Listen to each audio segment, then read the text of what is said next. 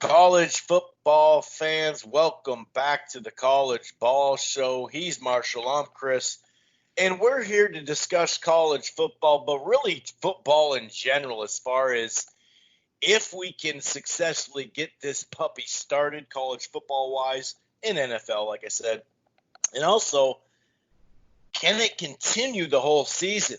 We've seen some NFL stuff about, you're not going to get paid if you don't play, of course, but wonder if it lasts 8 games and then something happens and then you don't get paid for the rest of the season. So we're going to kind of discuss a variety of items when it comes to starting this season, this COVID season out. Obviously the NBA, the MLB, MLS, a bunch of stuff has returned, UFC and boxing, golf, NASCAR. NASCAR had fans in the stadium, at least at one of them that I saw spread out. So we're just going to kind of discuss, what the NCAA has been doing. Nothing really. They had a meeting yesterday. They're going to have another meeting next Friday. So we're going to kind of discuss it. The Big Ten and the Pac-12, the Ivy League, Stanford themselves have actually done some changes. Like I said, Big Ten's gotten rid of their non-conference. Will the ACC and SEC follow suit? There's a lot of questions to be asked. And also, which sport, well, it's the same sport in a sense, but college or pro, we'll give our guesses on who's going to have more of a successful start. There are some other items as far as testing. Some things have been finalized of late for both college football and NFL. So we're just going to discuss all this stuff, start with college football, and we're kind of just excited for college football to hopefully start whenever that is, whether it's mid-September, late September, early September, on time, whatever. It's kind of a reminder as well, hey, the College Ball Show is coming. And if you forgot or maybe you haven't listened to it in a while or you never listened to it, the College Ball Show starts late August normally anyway and runs all the way into January for the national championship, the College Football National Championship. And we call it the College Ball Show because we start with football, but then the college ball part goes into basketball, which obviously that show ended on a downer with the no NCAA tournament. But just so you know, we are kind of just saying what's up, discussing some things, and just giving you a reminder as well that we are going to be back here soon on a weekly basis. We're also going to, because the NBA is getting started here soon, sometime probably around like August, like a week into August or whatever, there's 10 games. So I think it's August 15th or something like that, where the playoffs start for the NBA. So we'll get that NBA playoff banter podcast rolling as well. So we're just kind of letting you guys know that we're still okay. Hopefully you guys are doing okay as well. I know a lot of people are struggling out there. Obviously we thought we got rid of COVID there, not rid of it, but a lot of the deaths and a lot of the cases by mid-June had fallen. We are right on the, a great course. And then all hell broke loose. And unfortunately, the death rate's going back up because we, had a bunch of days in a row where it's 60 and 70,000 new cases. So hopefully we can contain some of this stuff here in the next month. It was kind of funny how the NFL had all this time and they're now just finalizing some guidelines and protocol. Kind of crazy, but hey, if you pay attention to the NFL, it's really not all that crazy. Anyway, if this is your first time listening to the College Ball Show, welcome. It streams live right here on blogtalkradio.com/Rope-A-Dope Radio. It streams live at archives, but you don't have to just go to Blog Talk and download the show on Blog Talk Rope-A-Dope Radio or listen to it in the browser. You can find this show under the Rope-A-Dope Radio podcast umbrella at Apple Podcast, iHeartRadio, Player FM, TuneIn, Spreaker, Stitcher, really across the board. We're also part of the Grueling Truth Sports Podcast Network, which can be found everywhere as well, including Spotify. You can use your Siri or Alexa through Spotify to find the platform. While you're at it, why don't you head on over to thegruelingtruth.com. That's thegruelingtruth.com. It's football, it's basketball, it's baseball, it's boxing, it's everything in between. And real quick, if you're thinking about cutting the corner or cutting the quarter, did I just say cutting the corner? I said cutting the corner. That's what the NFL is trying to do. But if you're thinking about cutting the cord, or you're not quite happy, I got something for you. I use it myself. It's called AT&T TV Now live streaming cable. They have the 7-day free trial. There's no annual contracts. The plans start as low as $55 a month. You can stream it anywhere. They have the cloud DVR. AT&T TV Now. However, if you're looking more for a cable package, let's say your internet is just god awful. I understand. I used to live by an airport. Still, I have some problems at times. AT&T TV would be that normal cable platform. It is a growing platform, though. It's not everywhere. It's not available in every single city, but it is here in Minneapolis, in New York, parts of Florida, parts of Texas, parts of California, all the way up to the Northwest and Seattle, other places like St. Louis in the Midwest. Basically, put your area code in there, Google it, AT&T TV, see if it's in your area. Otherwise, AT&T TV Now, like I said, live streaming cable. Okay, I'm going to go ahead and bring in my co-host, Marshall. And, sometimes I used to say and check his temperature, but it is kind of a strange thing to say nowadays because that, it's like COVID. Check your temperature. But overall, we haven't done a show since sometime in June. I think it was June 11th or June 14th or something, looking at the recordings here. How you been, man? Obviously, you're down in Texas where shit's popping off. Hopefully your area is, a little bit more mild than, say, Houston. But what's going on in general with you, man? Playing a lot of golf. Golf is one thing that's, socially distanced. I mean, I guess sometimes you got to ride a cart with someone, but it's something to do outside that's been fun. And now that sports are back, life's a little simpler. I watched WNBA, made a couple of bets this year, off to 2-0 start on that, so that's good.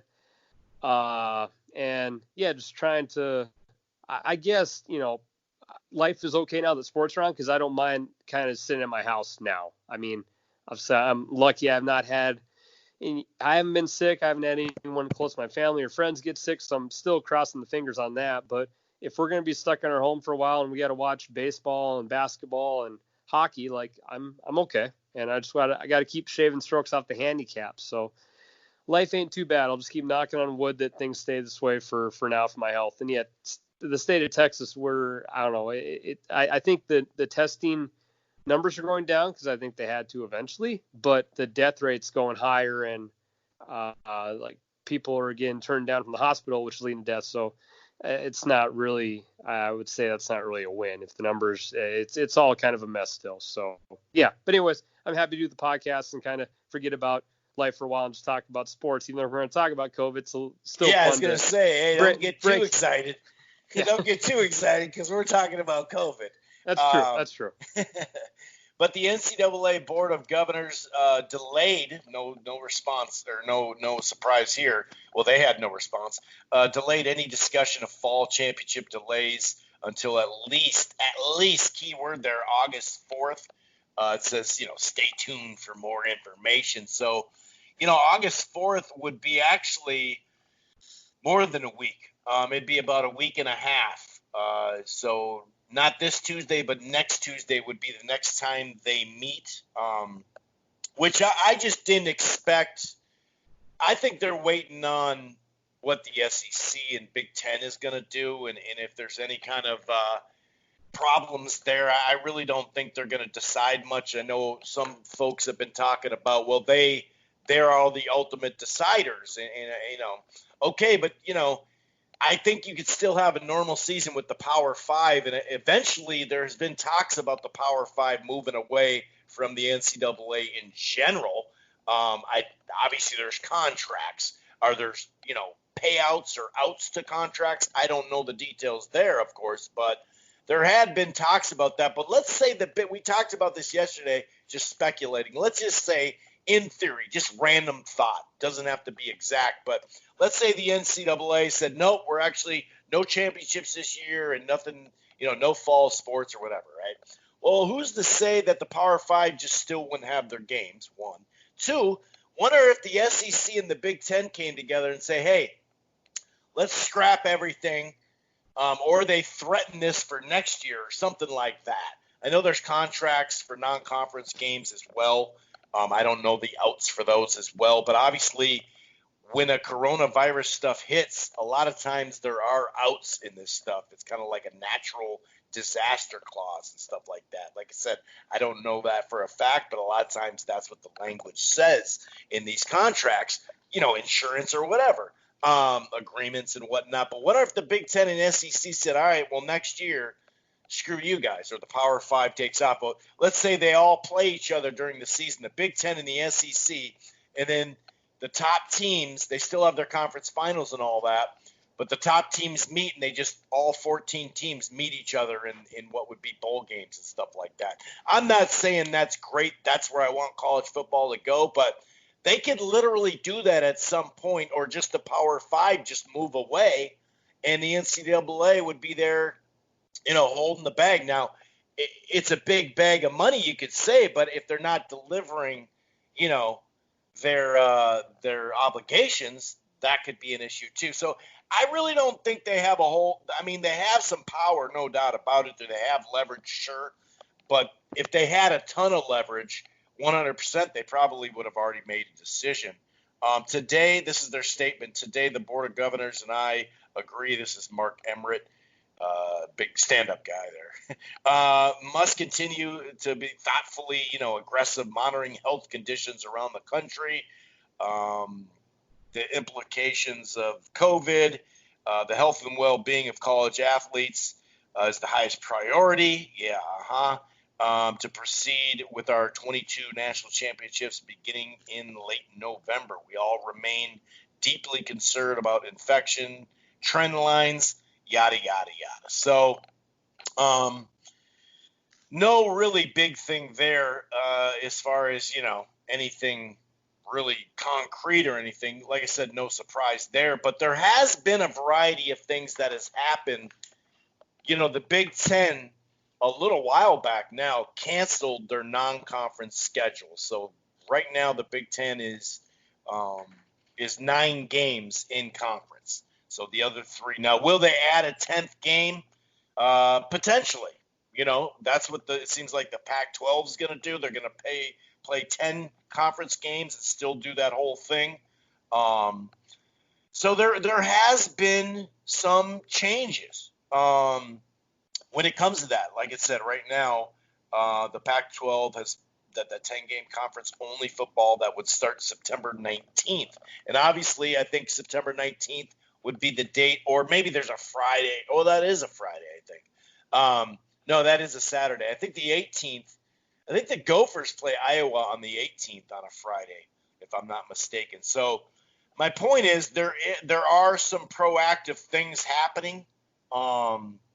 Some folks like the SEC and the ACC and some others, I think the Big East got rid of their non-conference too, but the ACC and the SEC has said that they're not going to have anything happen before September 1st, which is a real vague thing to do as well, if you think about it, because you're like, okay, so nothing's changed, because Tuesday is September 1st is on a Tuesday, and the season starts that Thursday.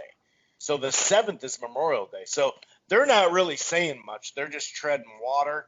Of course, you had like Ohio Valley Conference. They postponed the start of theirs till September 17th. So there has been some updates. Notre Dame's kind of stuck in a flux of, well, are they going to maybe be in the ACC title game? Potentially, because if they can't play a bunch of their non-conference schedules, because they only play 5 conference schedules, that was part of the agreement. You had the Ivy League just say, no, we're good. Stanford cut like 6 or 8 sports or something like that. So there's just a variety of things going on. You had Texas says it anticipates hosting football games this season at 50%. So that would be half full. So, yeah, I mean, when we look at, we'll talk about fans in the stadiums potentially and all that. And of course, there has been a lot of schools that have come up and said, hey, I'm looking at the SEC report right now, that they are honoring fall scholarships regardless of what happens. So that is a positive. What do you think is the best route right now, Marshall? I do believe you should just say, and forget the non-conference. I think it gives you a couple more weeks, probably 3 weeks, obviously, because there's usually 3 non-conference games for most now. It used to be 8 and 4, 8 conference, 4 non-conference, but a lot of it's 9 and 3 now. So to me, the fact that you only got right around a week, a couple of days, maybe a week and a half tops of spring practice as it is, sure, some of these players have been working out and everything since June, but to me, I think if you start third week in September or whatever that date was, September 18th, September 19th, I think it gives you a couple, it gives you a longer path, like a landing strip is the way Steven Espinoza, the head of Showtime Sports, talked about for boxing, that if you give them 2 months, 3 months, they're going to be trained better, you're going to get a better product. And I kind of feel like you get the rust off kind of early in August sometime when they're going to normally open up. And I just think overall it gets especially for the NFL, it gives you more time to get through the positive tests and have those players be able to come back healthy, because we saw that with the NBA. We saw that even Clemson. Remember when Clemson started working out as a football team in their facility, and all of a sudden it's like 43 Clemson players tested, you know what I mean? And that's just how it's going to go. Why not give yourself a little bit more time? I understand to the non-conference opponents that it hurts their program not to get that 500,000, 700,000 mil, whatever. I get that part. We're just in a different part. We're in a different place, obviously, especially this year. What are your thoughts on some of the moves that have been made? What would you do if you're trying to start the season? Say, screw it, let's go September, cancel your non-conference. Well, what do you think? Because it's not like they have a bunch of private jets, per se, for all these colleges. Yeah, I think just the football itself is the interesting angle, because it seems like in just our country in general that a lot of people are pretty much like willing to say football is just the equivalent to life. Now, again, I've been super lucky and I haven't been, affected medically, but I really think our country's almost divided in a way of like, well, let's play football. Well, that wouldn't be smart medically. Well, we don't care. Like, football seems to be the one sport that, like, you know what, we need to find a way to make this happen. And even the same thing for high school down here. There's lots of high school football coaches that say, you know what, we need to have a season no matter what. Well, I get you love football, but then what do you say to the 145,000 people who are dead? Like, it's so interesting because so many mid-major conferences have canceled all their sports, or pretty much anything. Like, volleyball seasons are canceled. Like, a lot of fall sports, like the fall Olympic sports being pushed back to the spring. So I'm just kind of, obviously I love football. It's a great sport to watch, and I think as much of a fan as anyone else, but I'm just a little surprised, I guess, that maybe I'm not, but I'm just the amount of importance football has in this country, where it's like every other sport, it's like, we're okay, we don't need it, we'll cancel you. Like, Stanford canceled 12 fall sports, but football, it's like, well, people might die, but we need football. Right. So it's just hard to fathom. And, like, what if hypothetically, if Dad was Sweeney's son or uncle or aunt or sister got COVID and died, is he the same guy saying, we're going to kick this, thing in the teeth and we're going to play football? Well, again, until it affects you, like, we're good. I'm just amazed how football has so much power. And I do get from an NFL perspective, okay, there is a lot of money involved. And I just like, that's why the NBA is coming back. And I think they've done a superb job. But, I get the motivational angle, financial reasons. That makes sense. Those athletes want to get paid, which is a good idea too. But there's no financial push for players themselves. Again, obviously, I know they want to play. Hell, I'm sure Lincoln Riley wants to coach Oklahoma. I get all of this, but how is it that football is the only sport that can trump life? Yet, if you're a volleyball player, gymnastic player, like, nah, you don't matter. That is a little interesting. Again, I know money-wise it talks a big game, Chris, and everyone loves college football, but we really have come to the point where no sports matter, but except football, we're going to make an exception for you. And, obviously with the health conditions going on, it's going to be really hard to monitor the situation and not let the disease spread. And what will be the protocol if college football players get sick? Because they will. I mean, you look at the NBA, they've done a great job of people staying in a bubble and people staying positive. But you're not going to be able to quarantine college kids. Like people they're going to have parties. They're going to hang out with girls. They're going to have their regular life in a way.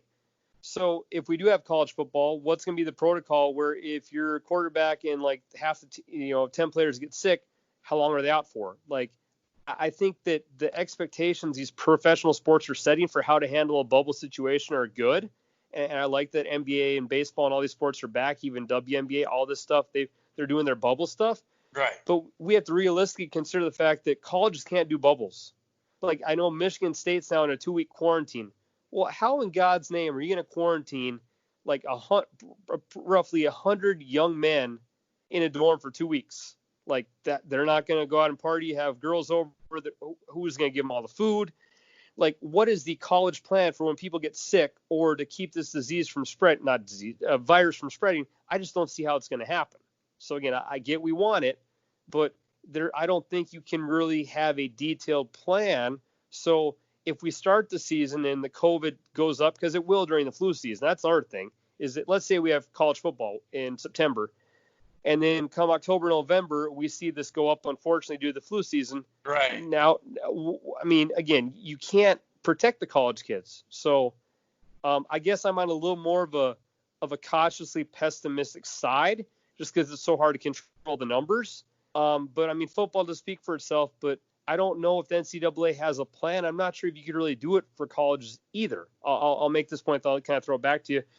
I mean, so many of these, again, a football team is roughly 100 guys with probably close to 15 to 20 coaches, and they got to travel. Like, I don't see how you can have safe protocol. So again, if we're trying to limit the disease and health and save people, the football would be really difficult to do. So yeah, I'm cautiously pessimistic may be my best way to put it, Chris. Yeah, and like you said, just to add on that Michigan State quarantine, after pausing workouts Wednesday, the entire team will go into self-isolation, quarantine for 14 days following a second member of the staff and an athlete both testing positive for the virus. And that's a great idea. Go ahead. But let's say we come out of quarantine, guys go to a party, hang out with some girls, whatever, they get sick again. Is the whole team going to do a 2-week quarantine again? Because odds would highly suggest that you're going to get a infection again. So I don't think the standard Michigan State should set is, well, we got 5 positive tests, we're going back to the bubble. Like, you logistically can't have a football season if that is your standard initially. If our offensive lineman got sick, now we're going to have another 2-week quarantine. Like, I think that Michigan State's doing a good thing. I think the bubble is smart and productive, but I don't think the bubble of 2 weeks can be your go-to move for college because I don't think that could work logistically. That's it. What do you just like have bye weeks like throughout the, like you just can't. It's just not that easy to do that. You're right. And when you're talking about 100 people plus staff, like you said, this isn't like baseball where on the field and off the field you can social distance very easily. You have 15 players on a basketball roster. Same with the WNBA.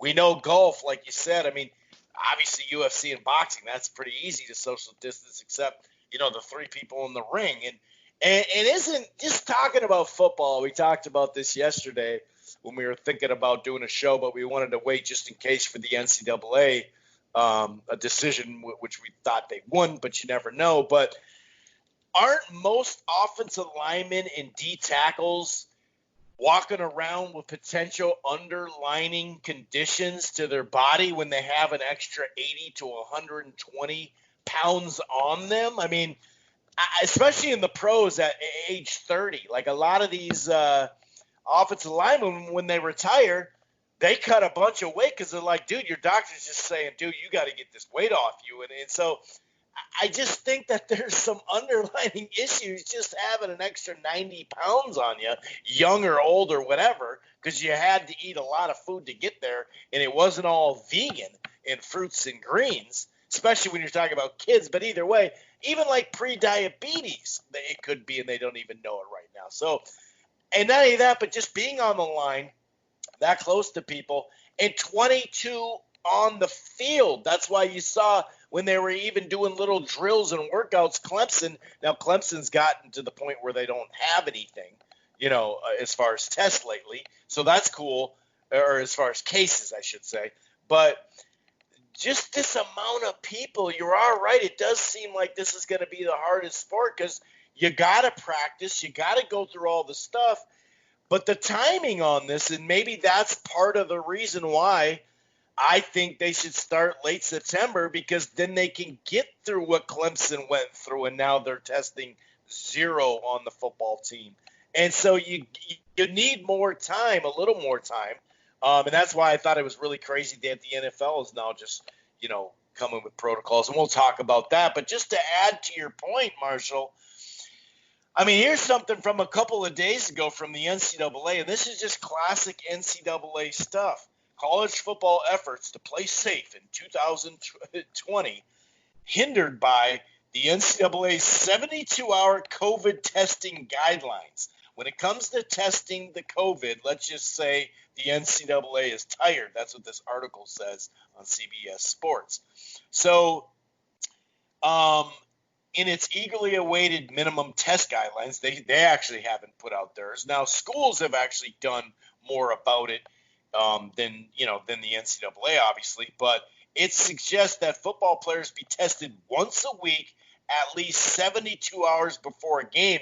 And I actually read it minorly wrong that it's not a policy 72 hours before it. It's at least, so it's got to be once a week, at least 72 hours before the game. So it could be, okay, so those are a lot of hours. And like you said, dude, so testing once a week, 72 hours before a game, I mean, that's just classic NCAA. Like, do you know who you're dealing with? They're 18 to 23. Like, that just does not line up, dude.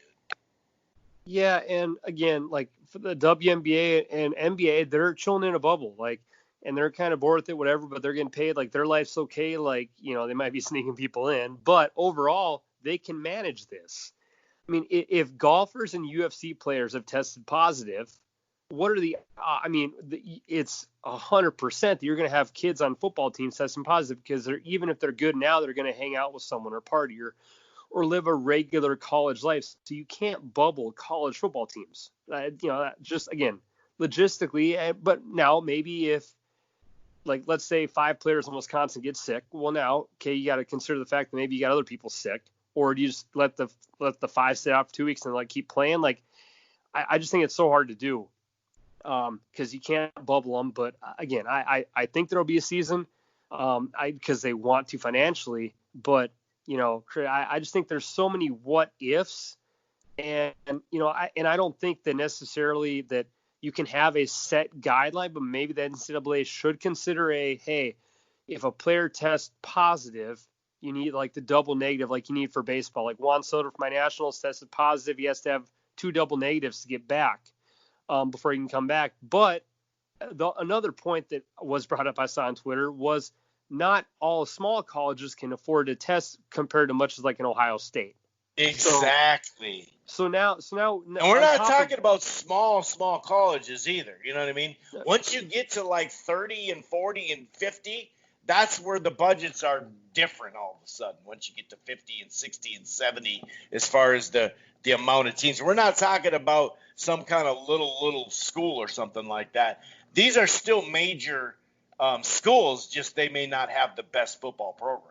Yeah, or even so, I mean, what is the plan for testing? Because I know, like, even the NFL is like, yeah, we're gonna start testing often early at the start of camp. Okay, but then, like, I don't know. And can these colleges want to pay to have their football players tested weekly? Like, I'm sure they probably do, but I mean, financially, that's a good chunk. So, I just think there's so many, rare questions. Then, like, obviously, I think that the virus can spread when you play in games. Like, football is the one sport where, like, I mean, obviously, I know you bump eyes in basketball and baseball, but football, like, you're knocking the crap out of people, and, like, you're in their face, like linemen, defensive linemen, or you're like breathing heavy, are beating each other up. Yeah. For, like 60 plays either way on offense or defense. So, just the piles alone, 60 guys in a pile. Yeah, I didn't even think about that part either. It's one thing to be, you can't social distance, but you really can't, because at the end of the play, unless it's someone running out of bounds, Yeah. So, so I'm trying to find a positive, but also the other part that really did stick out to me was, if it is that bad to cancel all your non-conference, what are we again? I think we're just trying to go for money, which I get, that's how our country runs. But if we cancel non-conference football games, how are we going to actually have a legit season? I don't know. I think it's so hard with the numbers and the money and the testing, but I hope I'm wrong. I do. But I do think going forward, I think the NCAA, if they make an announcement, they should put together a plan that the colleges should all follow, that say, hey, you know what?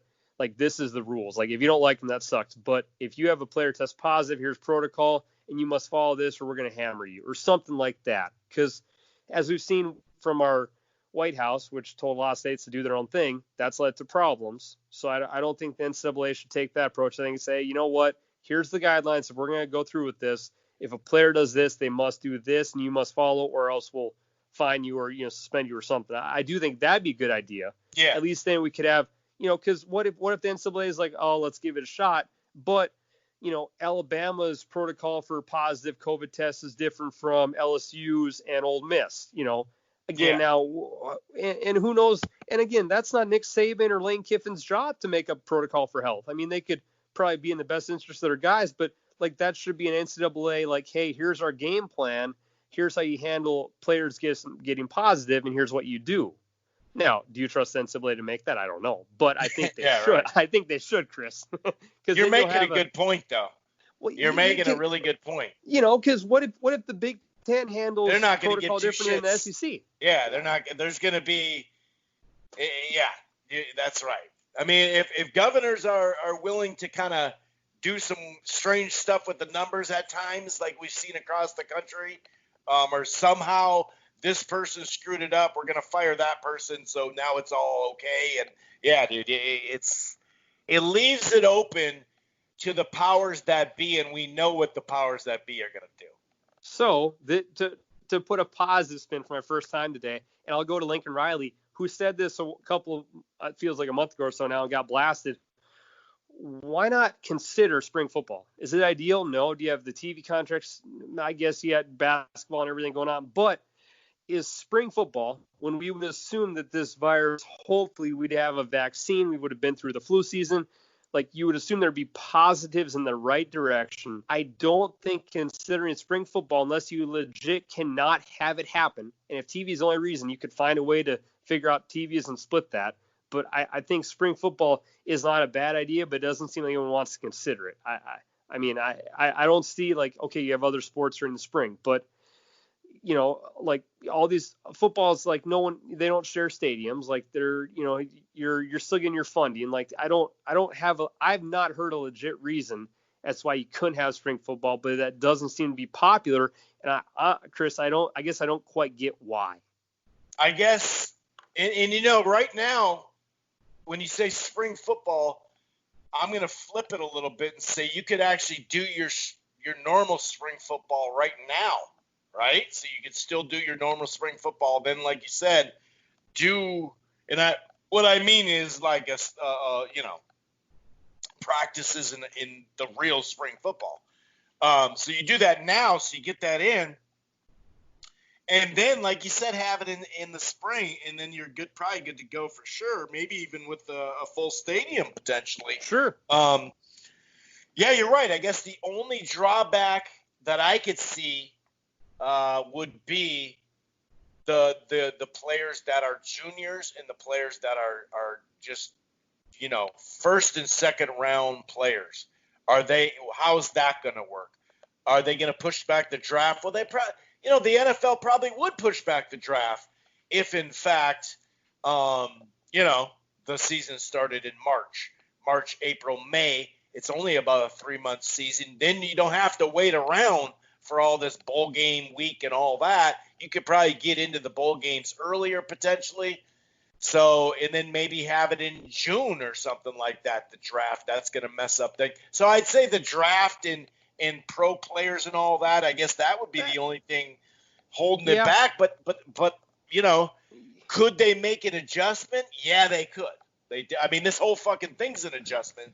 So I think that would force the NFL. Plus, well, let's say if you shaved a couple games off it in the spring too. I don't know. Yeah, that's a good point. It's out there. It's definitely out there as an idea that really hasn't been discussed enough, or at least as a legit thing, which you'd be way better off. And then you're not going to lose. Well, you're still going to lose money potentially now in this year's budget, of course, because you can't carry it over. Like we know, with budgets mostly, spend it now or whatever. But you got a better chance to make full money. So, yeah, that is an interesting case. The NFL's finally got some guidelines out. Did you want to add more to that or no? No. I just hope that idea gets presented. I just hope because I just think health-wise it would be a lot better idea because we'd have a vaccine. And I just think it'd be fun to see football with fans. But that's it. I'm good. Right. And, like I said, I do think that we were thinking about, like, okay, you have the Fargo Dome, you have the Syracuse Dome. There's not too many domes in college football all across the country. And I brought up that NASCAR race. I think there's like 120,000, maybe even more, that can fit into that huge stadium that they had. And I think they had around 30,000 all spread out. So I do believe that as long as they say you have to wear a mask, I think you could definitely get 30, 40, 50,000 into these stadiums, the big ones anyway, or let's say 10 to 15 to 20 in the ones that are 40 and 50 and 60 or whatever. I think you could actually do that because as long as you have the spacing, maybe it's every other row, whatever it is, there's a space between, your tickets, you have 5 tickets, then there's a gap, maybe 1 or 2 seats, whatever the case may be. But it took the NFL until this week to actually get their protocol and guidelines. Even college football had players reporting in June going through testing and all that shit. And it took Drew Brees and guys to sit there that are stars, is my point, to say, hey, are we ever going to find out the protocols and guidelines? And we do have some of them. Like, for instance, for the Vikings here, just to, once a player shows up at Egan, where the facility is, where I went to high school, by the way, shouts out to Egan. But anyway, they'll be tested several days. So here's the thing. So day 1, COVID test. Day 2 and day 3, no COVID test. Day 4, COVID test. Day 5, daily COVID test begins. Players with negative results from, the day 1 through 4 can enter the facility. Then it's going to kind of go off, how, it goes. Like there could be, here's the other thing. According to a memo of ESPN, they require the testing. After 2 weeks, if the positive rate is below 5% in the league would scale back to testing every other day instead of every day. If the positive rate is below 5%, they will or not below, then they'll continue to do that until that point. If the positive rate hits 5% or higher, at any point they go back to the daily testing until it comes back down. So at least the NFL finally got this out. But here's the difference.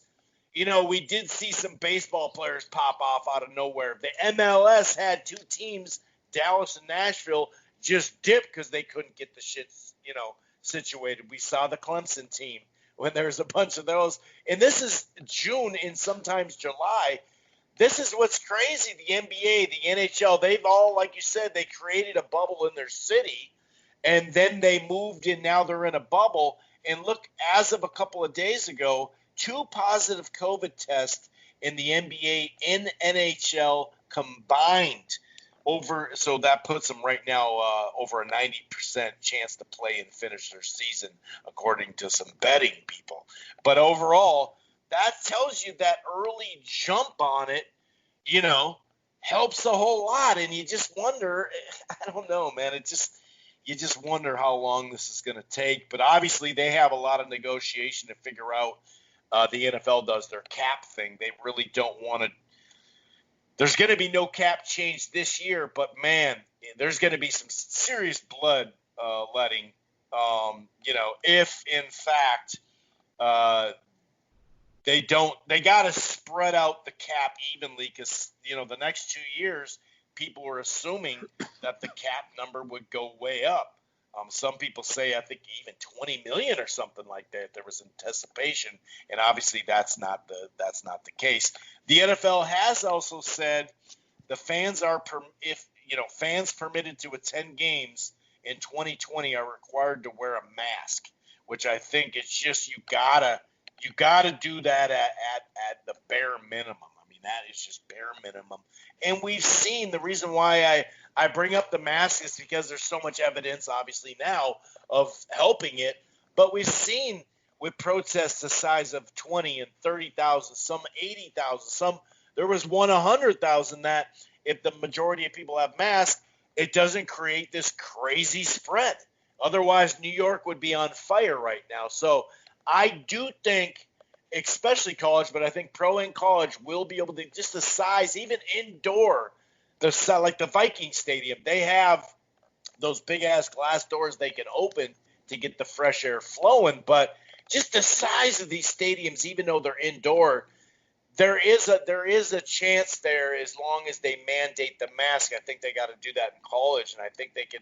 When Texas says we're going to be at 50% capacity, I actually think they might be able to pull that off if they do the mask thing. Now, how that's going to play, hopefully that doesn't get political, but yeah, man, it's still a mess. We're happy that sports are coming back. Just the amount of people and some of the disorganization of the powers that be in football, the amount of players, I mean, and obviously coaches too, because you have more coaches. If you think about it, you have more coaches, you have more staff, because you have more players, trainers, everything. So just a whole guess. What, if you were to guess which college football or pro, which will start on time and which season will make it, just a total guess the whole way without any kind of, we got to shut down the league for 2 weeks. What are your thoughts? Because, there is more incentive for players in the NFL, like you said earlier, because they're going to get fucking paid,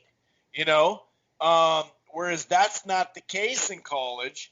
And they're still able to get their degree. They're not, they're not going to get pulled or anything like that. And also the NFL, and I forgot to bring this up, Marshall, they now have players cannot attend indoor nightclubs, indoor bars, except to pick up food, indoor house parties with 15 or more people, indoor concerts. It's crazy that that's going on.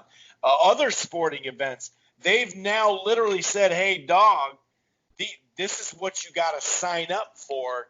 So it does seem like, although they're not creating bubble cities and stuff like that, they are kind of tightening up on some of that. And how are you going to find somebody in college?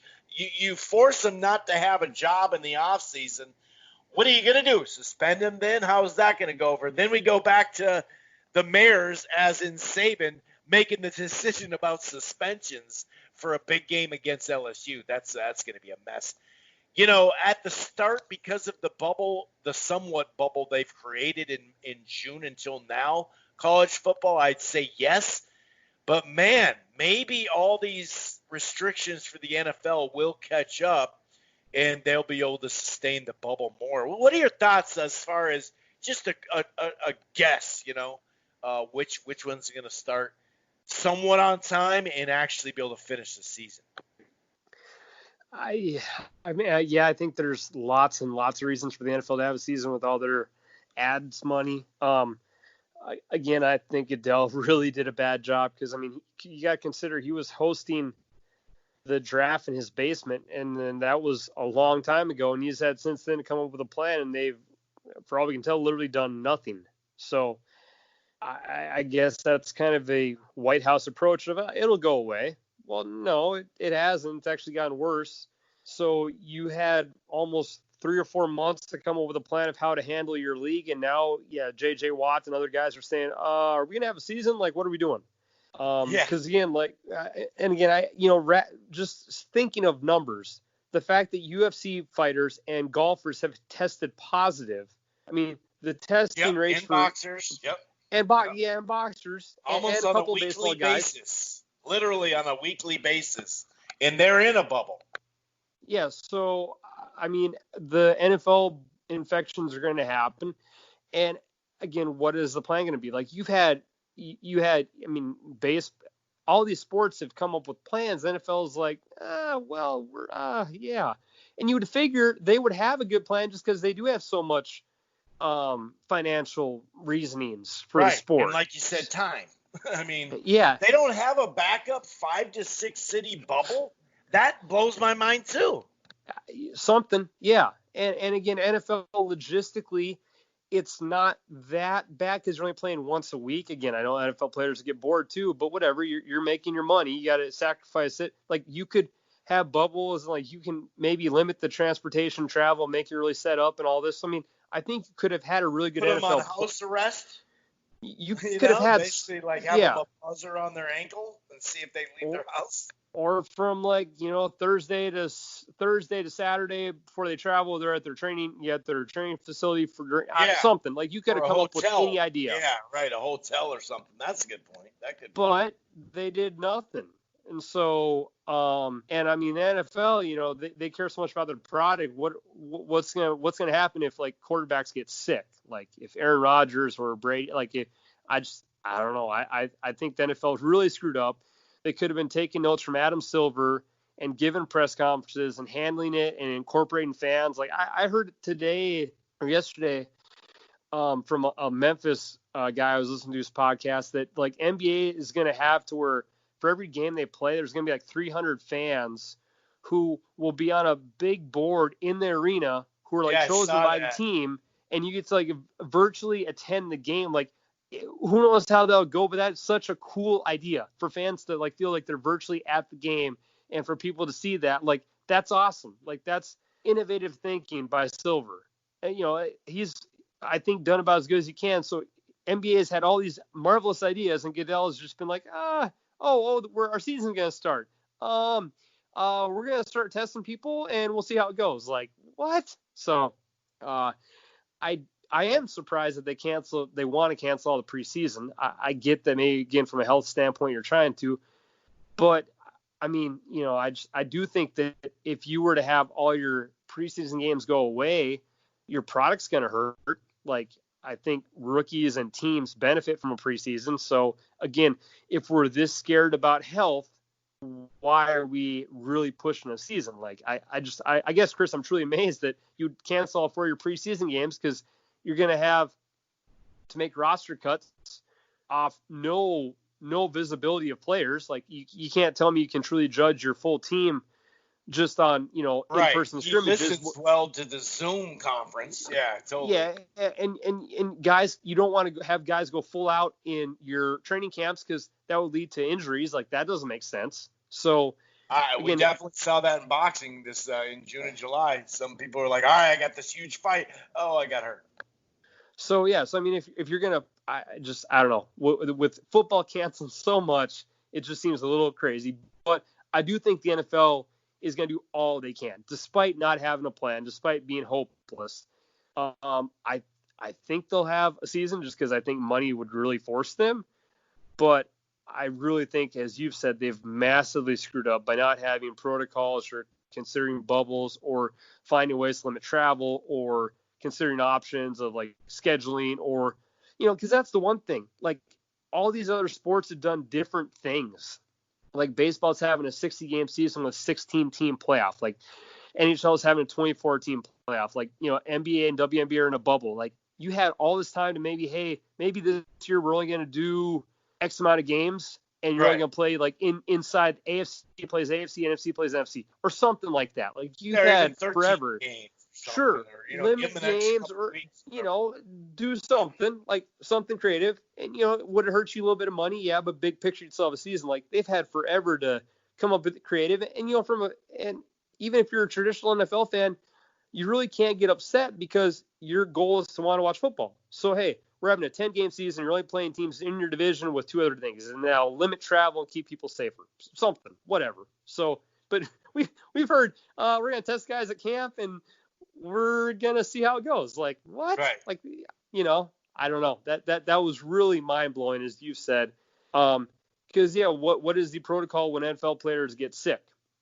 And again, they care about their image. So if Tom Brady's sick and now you're losing, like, what's the, and from obviously gambling is huge. Like, how's the NFL going to handle their players getting sick, and what's their protocol going to be for returning to come back for play? Like, those are questions. Tell the audience what you told me yesterday about placing a bet and your technique, your strategy that you're not gonna wait to the last second. Oh yeah, I think from a gambling standpoint now, which NFL knows is huge, like I think you got to wait till the last second to make bets now, because as a Nationals fan, Juan Soto got popped with a positive test, which he'd taken 2 days before, and he was out for the game, and now we're missing like a huge part of the team. So imagine if you lay down your bet Saturday night to, again, I'll just Rodgers or Brady or whoever, or Kirk Cousins, whoever, whatever NFL quarterback, you lay down.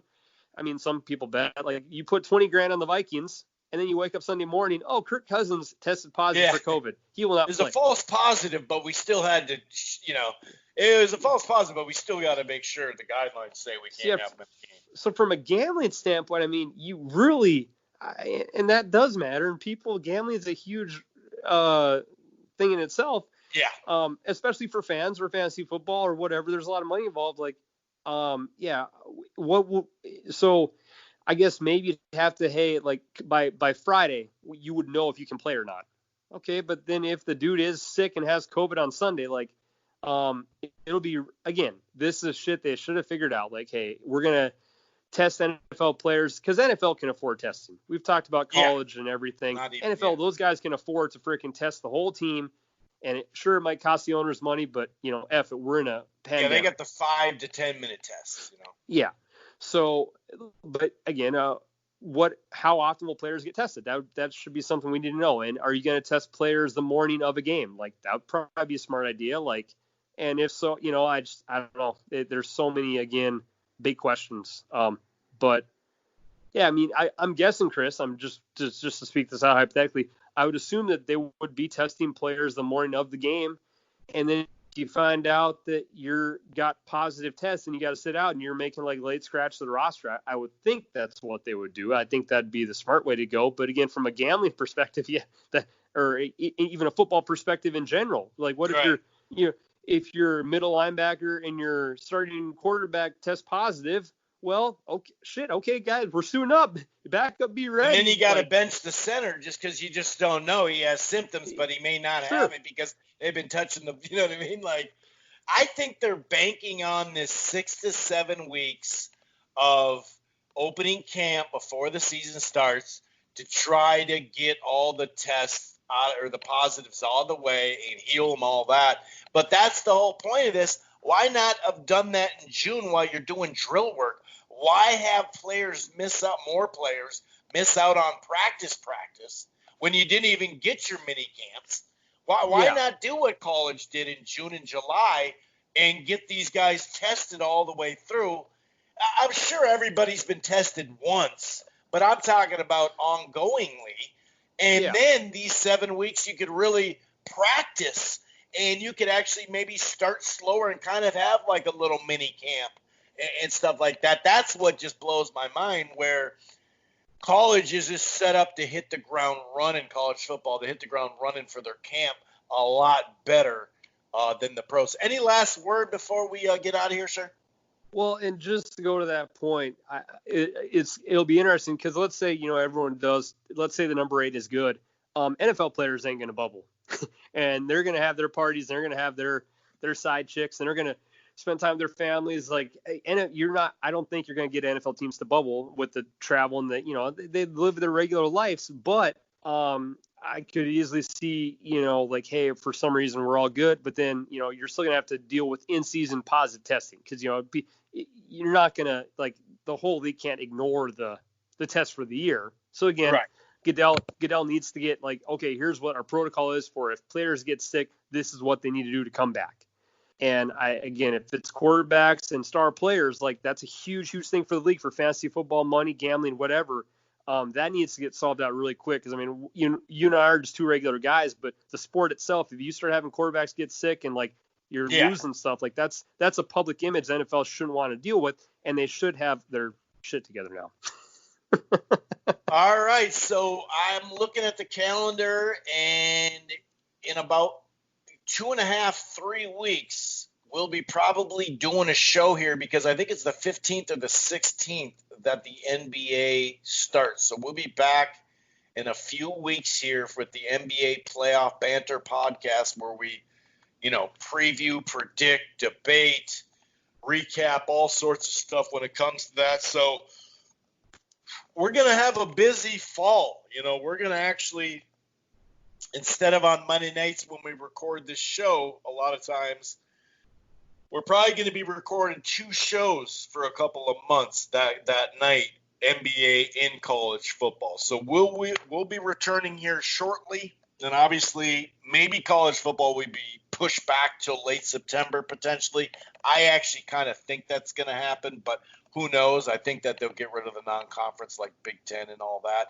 But even if it's just the SEC and ACC, then you're dealing with limited games already. So if it's, if there could probably only be a couple of marquee matchups at all then at that point, which then you start to go, the TV contracts, the NCAA, it's all a weird mixture. It was so much easier with the MLB or NBA because you knew exactly what their contracts was. They don't have this overseeing NCAA. It just shows you how useless the NCAA is right now, and it's like, how are these guys not taxed? But anyway, we will be back shortly, a couple of weeks.